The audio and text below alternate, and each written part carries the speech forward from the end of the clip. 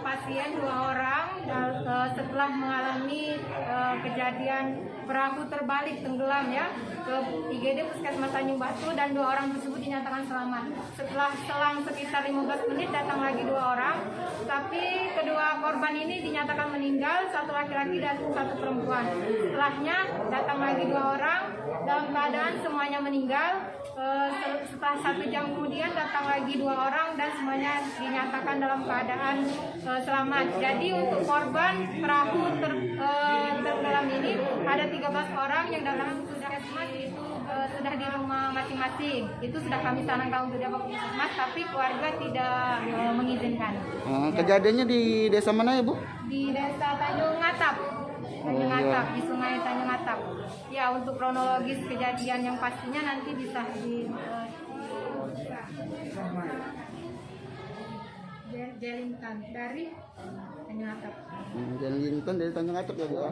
Iya. Masih ada.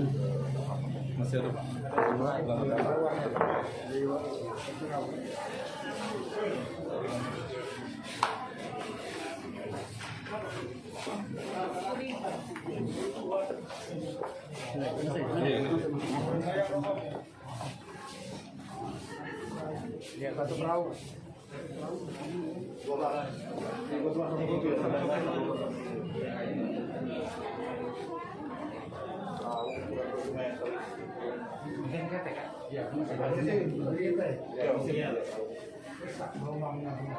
Kita Pak, tenang.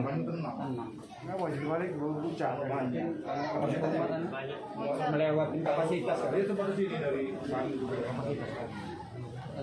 Ketika di dayung dia masih normal, ketika di depan mesin terjun goyang.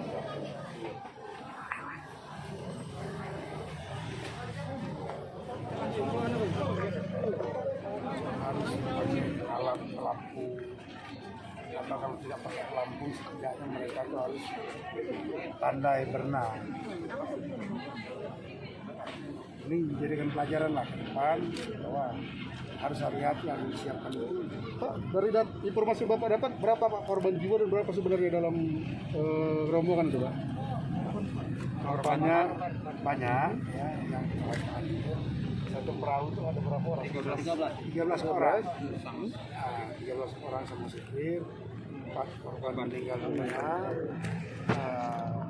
Selebihnya selamat. Selamat, Pak. Mungkin mereka bisa berenang ya.